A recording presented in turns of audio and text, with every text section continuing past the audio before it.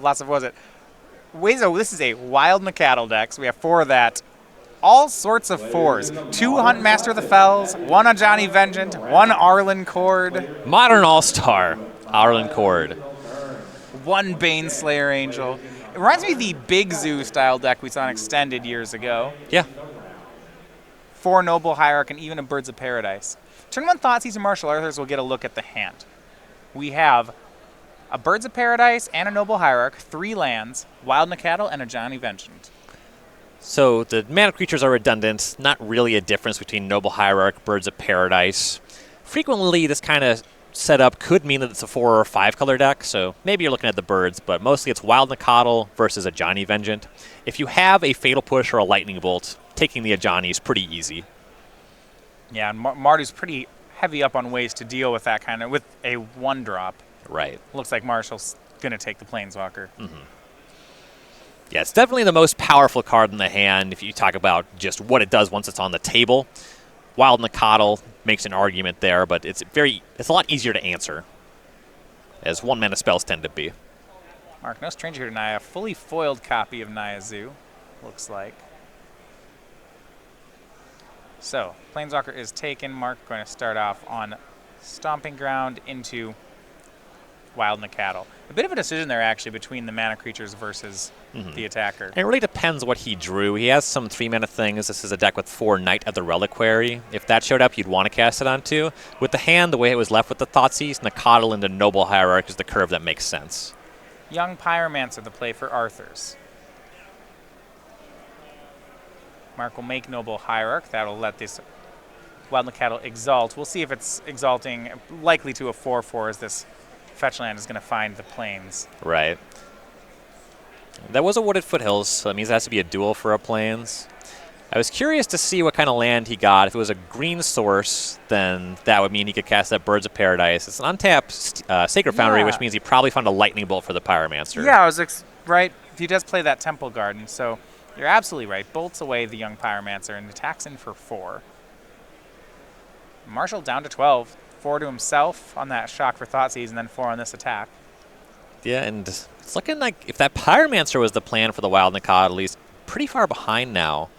Yeah, he has another Pyromancer, but that means unless he has a removal spell, he's taking another hit of 4. If the plan was something like Pyromancer into Lingering Souls and to block for a while, that's being broken up so far. If this Bloodstained Mire represents Fatal Push or Lightning Bolt, he's still in good shape. Ooh, Kasali Pride Mage is another point of Exalted. Here's Macattle. Now we really see if he has the Fatal Push. Does not look like he does. He's taking 5 on the attack. And he's playing against a deck that has more Lightning Bolts. There are 4 copies, so this is getting a little bit scary. Birds of Paradise to play from Mark. 1 card remains. Marshall down to 7. And the Birds is a big deal with 2 Exalted creatures. Yeah, actually, even if the Wild Macattle gets removed, you can start hitting for 2 in the air. Marshall's fetching down to 6 here.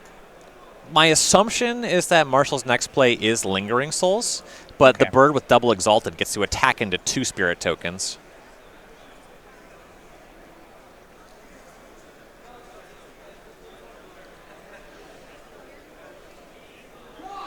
And for the composition, there's 1 Fatal Push in Arthur's deck. That's fairly stock, and 3 copies of Dreadbore actually this weekend. That one a little bit inefficient as he's facing down a field of 1 mana creatures and 1 2-mana creature. Yeah, we're seeing that card go up in play in Mardu. A lot of times, I suppose, in the matchups like Jeskai and Blue-White, that Dreadbore is pretty important. You want to get Teferi off the table as fast as possible. That's certainly true.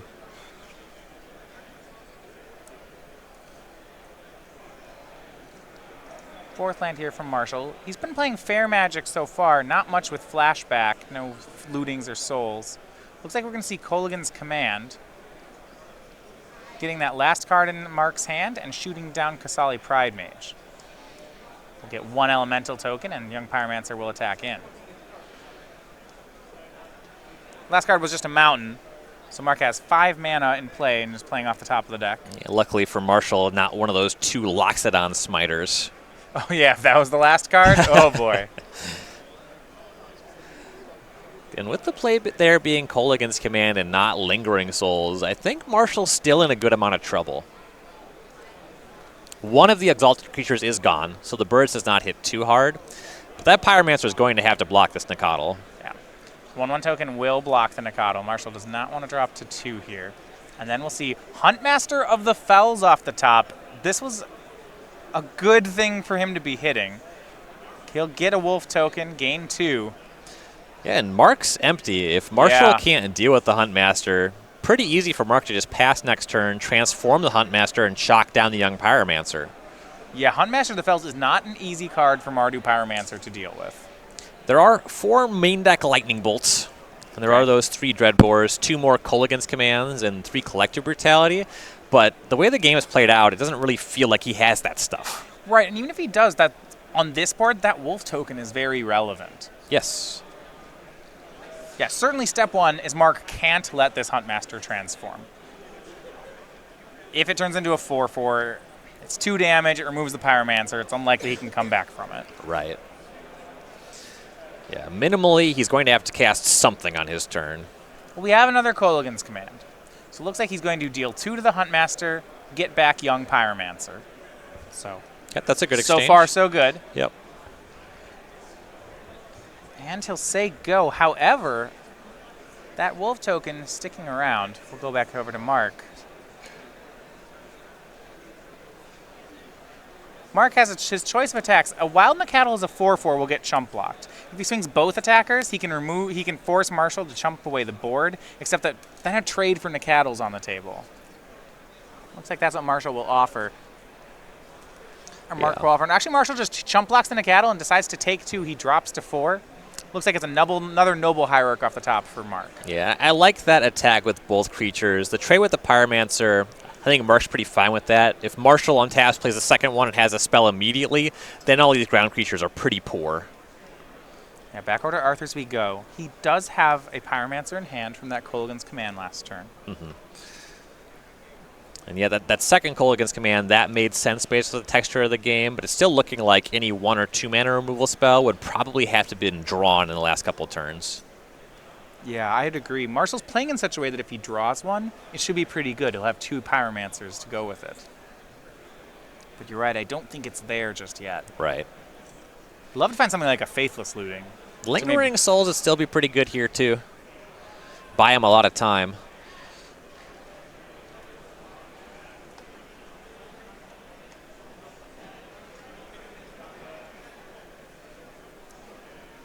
Hand could be gummed up with some discard effects. Marshall's going to cast that second young Pyromancer and rumble on in with an attack for 2. He's not blocking, and the attack is good.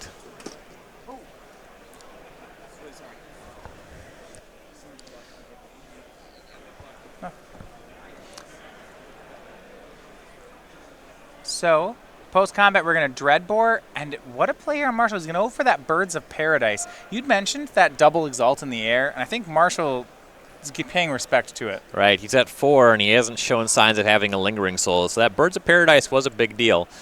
Once he has 2 young Pyromancers online, he's pretty well insulated against ground attacks.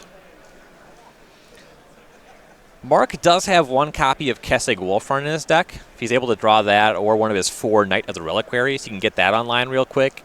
And if not too much happens, if this happens quickly, then that trample damage should be able to make the difference in this game. The longer Marshall has access to double young Pyromancer, the harder it's going to get for Mark to close the game.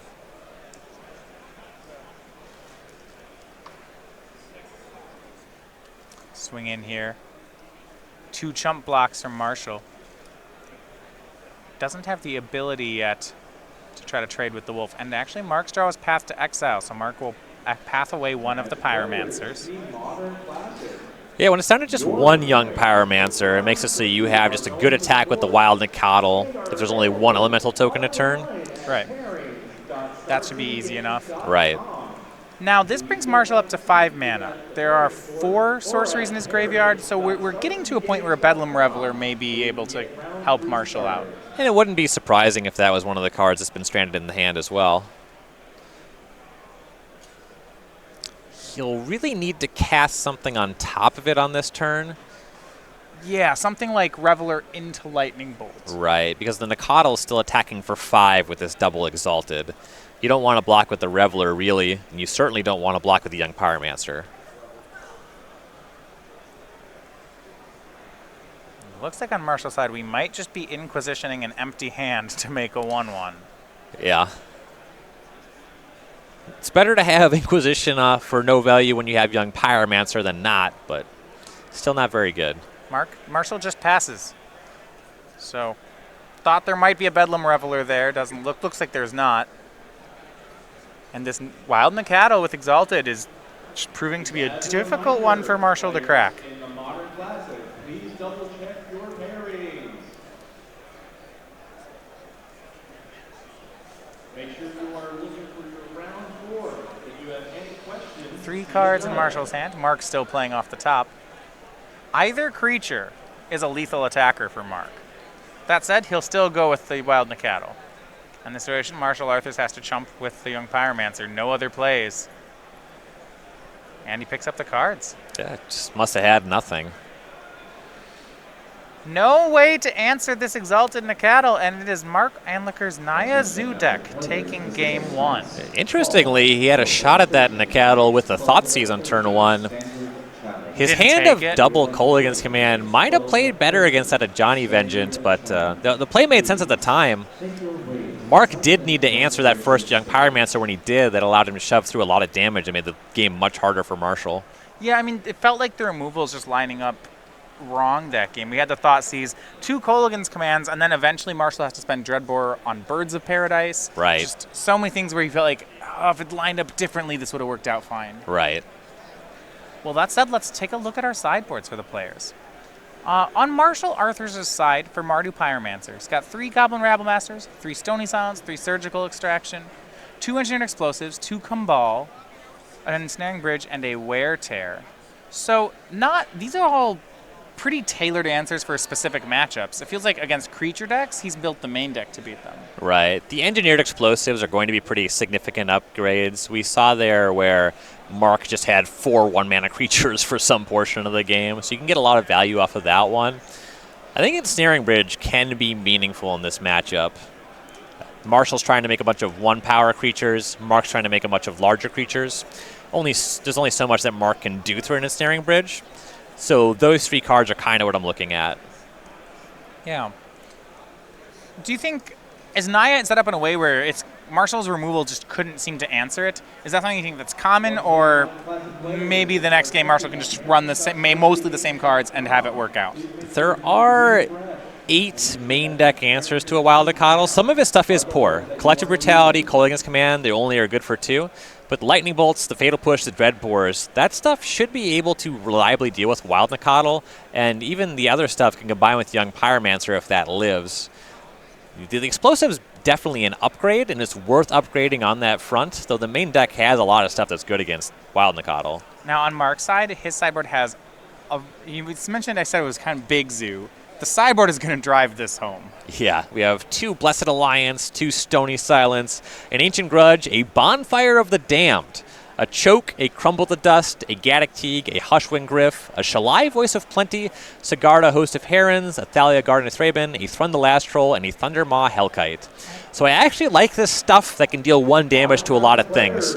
Both the Bonfire of the Damned, which is great against Lingering Souls and Young Pyromancer alike, and the Thundermaw Hellkite that can punch through Lingering Souls. These 2 things are really excellent. Yeah, Thundermaw Hellkite actually printed specifically to answer Lingering Souls, and it's great here. How about these 4 legends in the sideboard? Against our removal deck, this feels like they were brought here to fight this matchup. These cards all seem pretty reasonable. You have stuff that does not die to Lightning Bolt. Marshall does not have a lot of ways to deal with them, especially Sigarda, Thrun, things you can't target. The Shalai is probably a fair amount weaker than these other creatures. It's fine. It has 4 toughness. Yeah, if Sigarda, Host of Herons, doesn't get Thoughtseized, say it gets onto the battlefield, can Marshall, I don't think he can answer it. It's a tough one to answer. He Right. mostly can just try to play around it with Lingering Souls and try to win otherwise, but he's going to be in trouble. Yeah. The Ensnaring Bridge in the sideboard is going to be really his out there. Okay, right, he does have the Ensnaring Bridge. When it comes to ways to answer the bridge, Mark he has 2 Kasali Pride Mages, and that's about it. And the Ensnaring Bridge is something that's kind of a known quantity in Mardu Pyromancer. Certainly, the deck is a Blood Moon deck, though I don't love that against Noble Hierarch Birds of Paradise decks, so I don't know how many Blood Moons we'll see post-sideboard. Right. But Pride Mage is a card that I always kind of does enough. I'd expect at least one to still be in Mark's post-sideboard configuration. Though he is not playing anything like Collected Company or Court of Calling, so it's a little harder to find his Kasali Pride Mage. Right. He actually just I think he just has to draw them. When we look at Blood Moon, there actually is some utility land. Mark's deck plays 1 Horizon Canopy, 1 Stirring Wildwood, and 1 Kessig Wolf Run. Those are all things that can be turned off by Blood Moon. And we didn't see it game 1, but Mark is on 4 Knight of the Reliquary. Right. Blood Moon usually okay against decks playing Knight.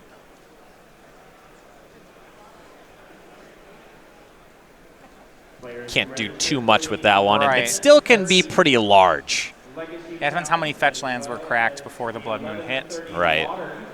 Your next round pairings have been posted. Once again, that is a 10:30. Mostly, though, Marshall's going to be trying to draw more removal spells in this sideboarded games. Looks like a mulligan here on Mark's side. Marshall having kept on 7. Yeah, Marshall pretty quickly on 7.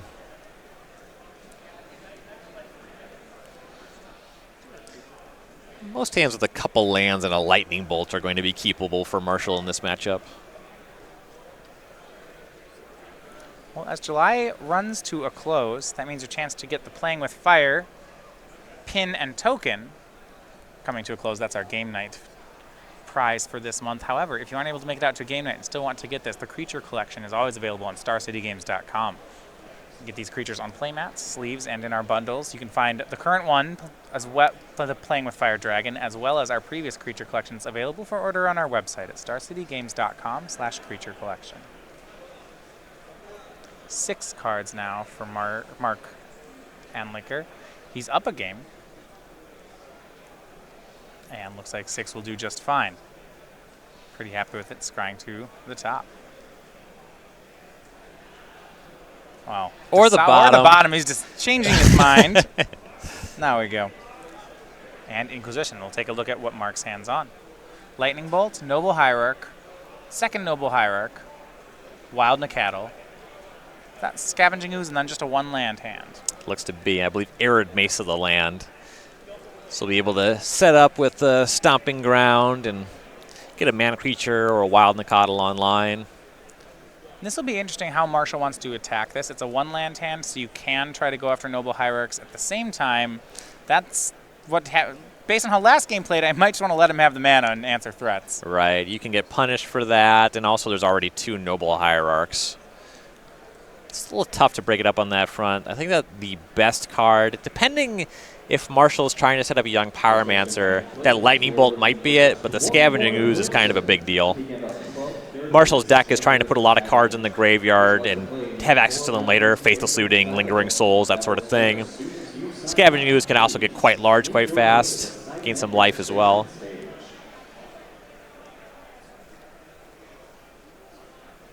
And game 1 largely lost to a Wild Nacatl, so there's an argument for that one.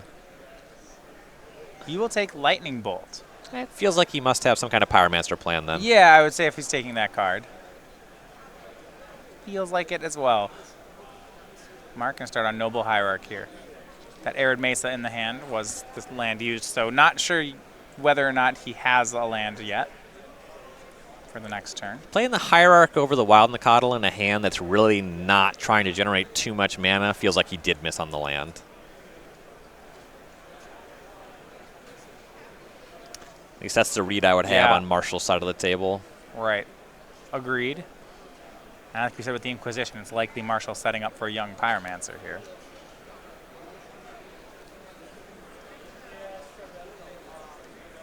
But if there is a Pyromancer, it's not going to be a turn 2 Pyromancer. Marshall made a fetch land here and then just chips back. Well, part of knowing that Mark didn't draw a land means that he probably drew a spell, and it makes a lot of sense to wait until you can immediately cast a spell after you get your young Pyromancer online. Also, if you want to find a dual land, waiting, fetching, and getting it tapped makes a lot of sense. Mark, 2 more Noble Hierarchs. One of them was known about, second one was picked up. Yeah, he'll have no shortage of mana starting next turn. Does Marshall have any strong punishes for this? I don't think so. There's nothing like a Staticaster. Well, there's the of course. sideboard engineered explosives. Okay. That would be huge. That would be huge. That would actually also explain taking that lightning bolt. If there was an engineered explosives in his hand, I would still that would make me want to take the lightning bolt. Well, because the creatures don't matter. Right. You actually want him to play 3 of them. Right. You know. And yeah, you want the hierarchs to be online so they can generate mana to cast more creatures. To cast more ones. It is Goblin Rabblemaster for Marshall. So that's actually something out of the sideboard, which looks like this is what he was protecting with the lightning bolt. Yeah. Yeah, this and/or Pyromancer on top of it. I'm a little surprised to see Rabblemaster in the matchup, as Mark will be generating a good number of blockers in a lot of the games, and it's also a lightning bolt deck. Yeah, this one actually got to attack in, so it's going to work out for Marshall, but a lot of times this isn't going to play out like so. Right.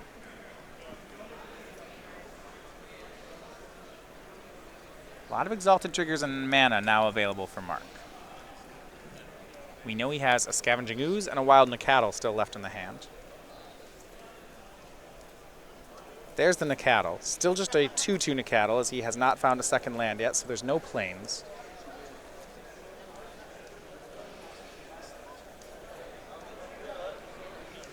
Two more mana for Thalia here. And Mark's going to pass back. It's a great blocker for the Rabblemaster. Not to mention that Arthur's deck, largely relying on casting Faithless Looting, Lingering Souls, pushing that stuff back is pretty powerful as well.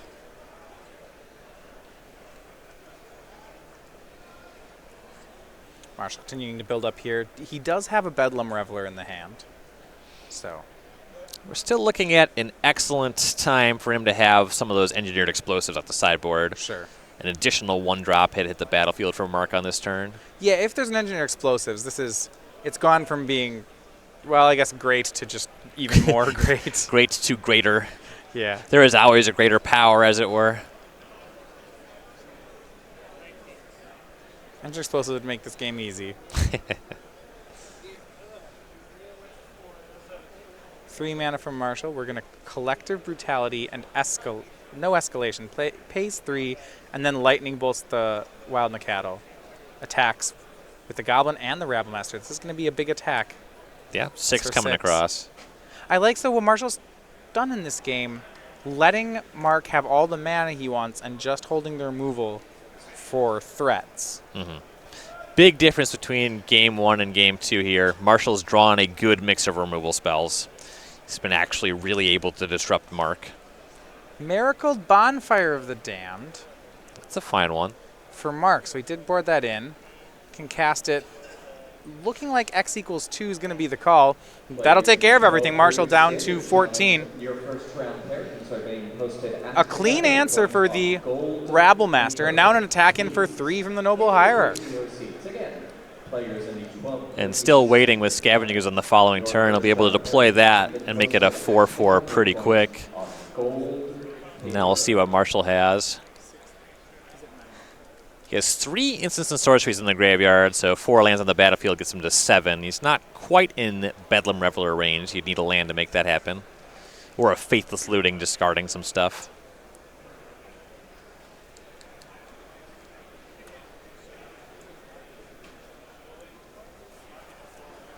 And Mark doing a lot with just 1 land this game.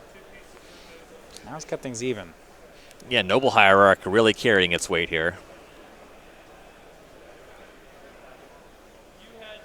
On 3, we're going to see Kolaghan's Command from Marshall. No Smiter again. Yeah, not going to buy back the Rabblemaster. Instead, he chose discard and 2 damage to Noble Hierarch. Yeah, he knows there's a Scavenging Ooze, and the other card is not a land. Yeah, you're wanting to see that Luxodon Smiter here. That would... It's going to be Hushwing Griff from Mark. Yeah, that one's off the sideboard. I suppose it's quite good against Bedlam Reveler. Yeah, that's actually the only target in Marshall's deck for it. But it's a big one. It's a big one. It's going to be... There's the Scavenging Ooze then from Mark. Finally drew another land here. He drew a basic forest. And you might just see Mark exile 2 instants and sorceries from Marshall's graveyard. I would really like that play. I mean, certainly 1. I might want to attack in for 2, but I'd like it if Mark starts going for those. Yeah, nothing there is anything that flashes back, but it's all stuff that discounts Bedlam Reveler. It's pretty funny, right? Because Mark's own graveyard is 4 creatures, and normally you prioritize the creatures. So for Mark to take a different line where he goes for Marshall's instants is a pretty heads-up play to be making. Right.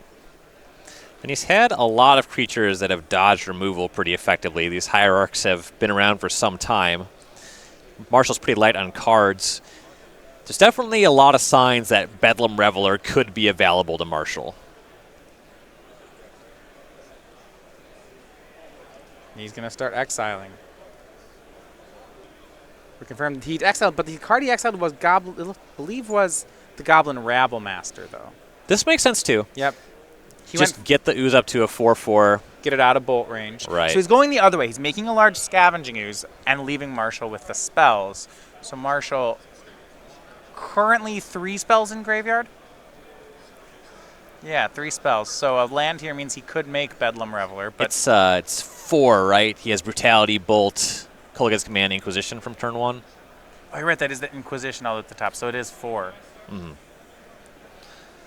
Without a land, though, it means they'll be discarding 2 cards. Depending what they are, that could be a pretty real cost. Well, yeah, at that point, the Bedlam Reveler is just eluding. I mean, if the cards aren't going to do anything anyway, sure. I mean, maybe he has 3 Bedlam Revelers, in which case there's no way to get around it. Yeah. He didn't have a land last turn. It's likely that there's spells. Now, how good are the spells? I don't know. Do any of them remove Scavenging Ooze? That's a pretty big Yeah. ask of right now, too. I would not discard cards that did that. The Naya deck giving Marshall Arthur's and his Mardu deck trouble here. Yeah.